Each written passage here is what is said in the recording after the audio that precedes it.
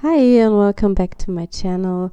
I asked a while ago in the community tab if you would be interested in watching the process of a loose watercolor floral painting, and yeah, here it is. I'm working on the ARTEZA mixed media paper. I recently figured out that this is so awesome for watercolors. It's very thin paper, it's only 160 GSM, but it has a really interesting texture and it works perfectly with watercolors, especially when you're not doing tons of washes or a masterpiece.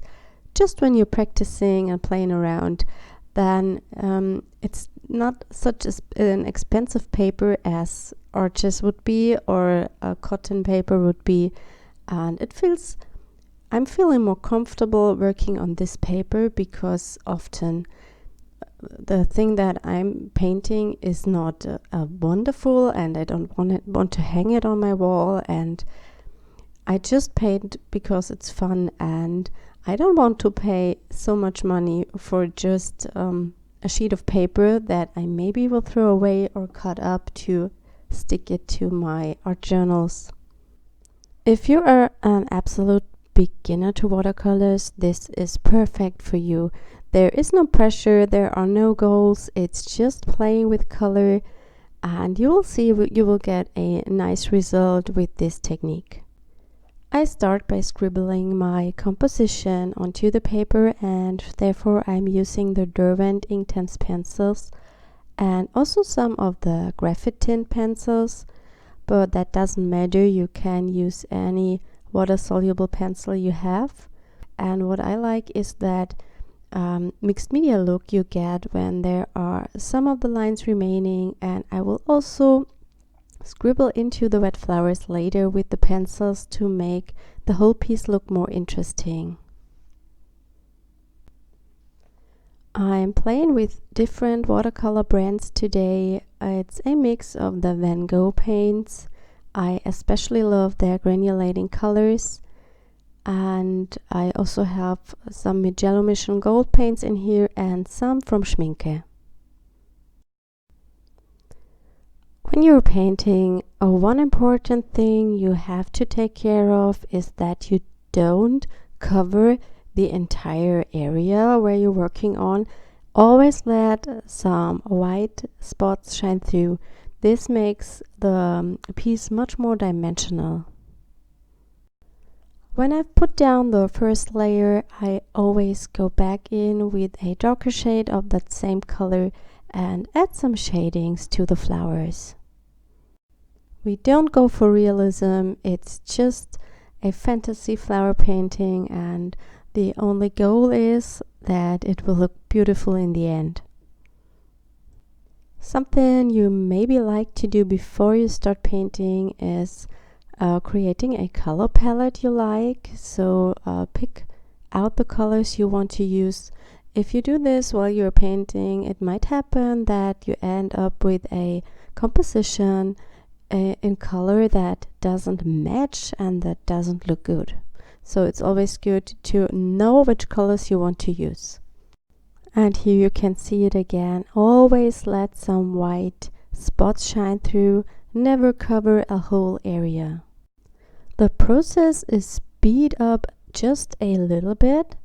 Always keep that in mind when you are painting, that you don't have to hurry as I do it here on camera, because this is a speed up video.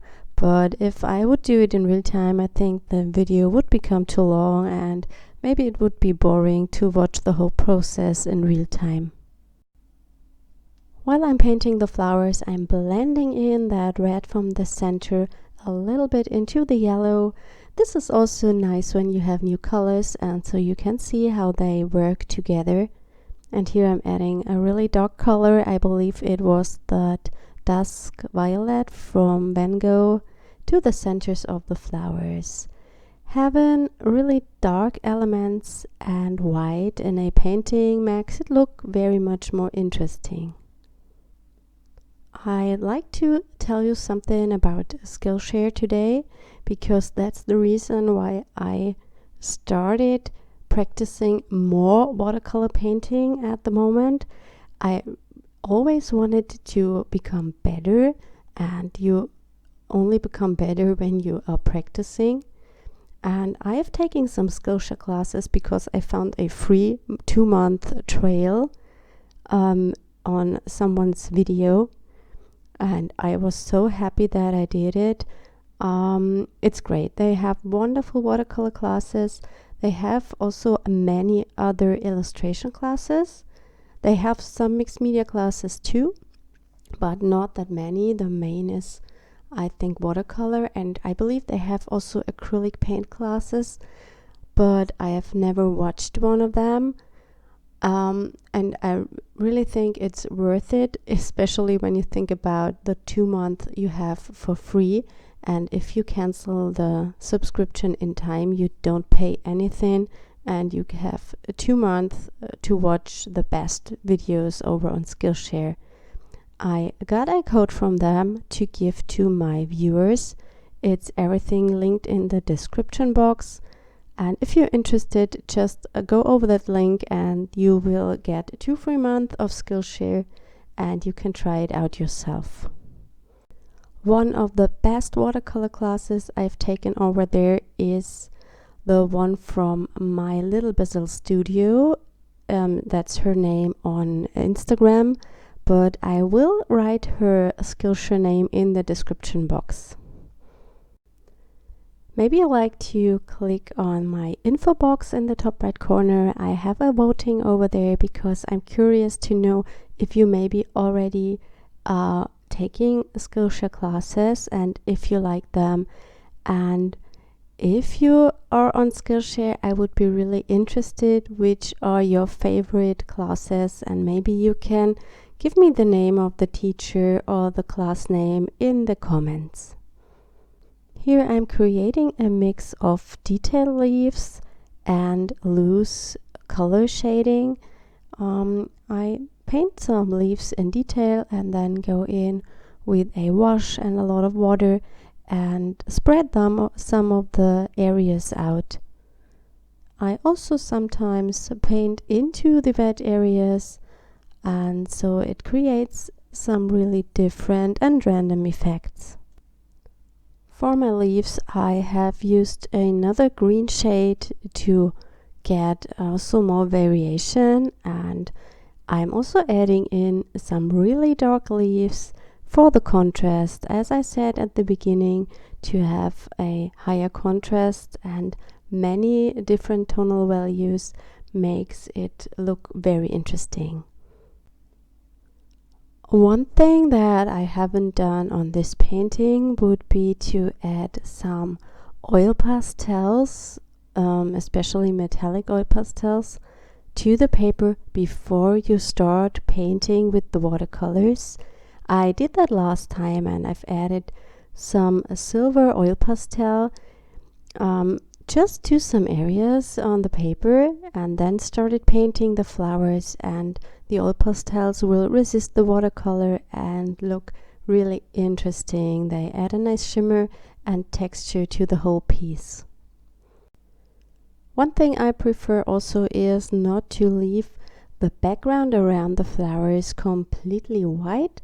I always add the greens from the flowers in a smooth way, and I also add some grays and blues randomly to the white paper, just that white is not too much.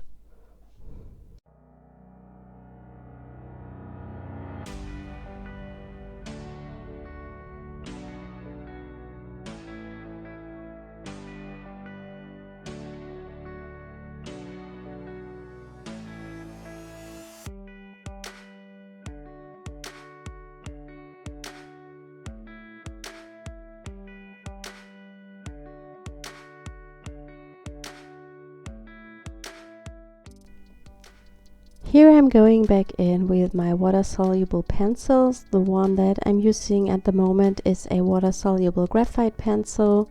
I believe it's an 8B, so that means it's very intense and dark.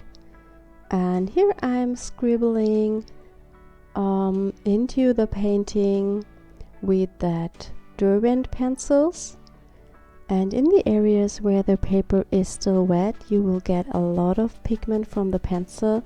And what I also like to do is dip the nib of the pencil into water and then scribble around the leaves to create more interest.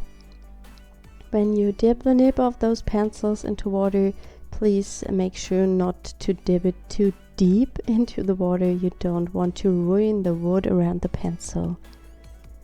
And here I'm scribbling in the flowers.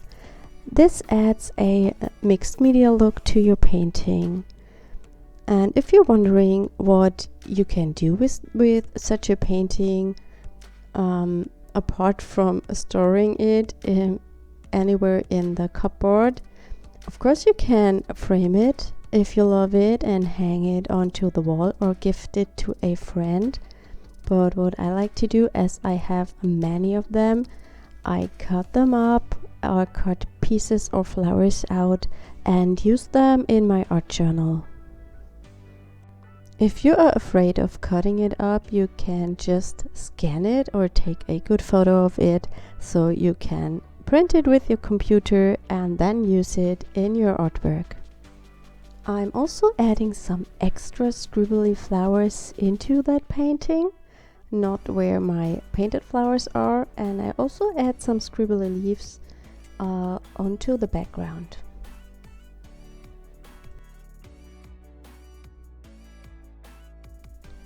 If you'd like to see some photos and close-ups of that painting, you can find them over on my blog. There is a link in the description box.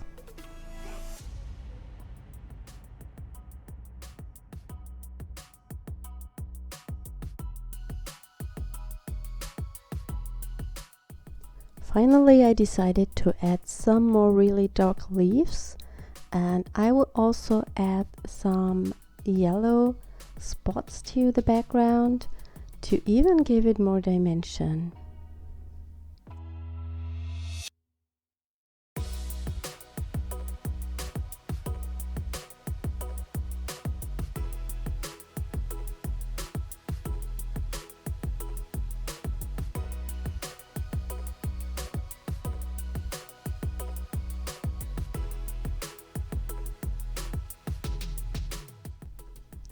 If you enjoyed that video, please consider subscribing to my channel if you haven't already.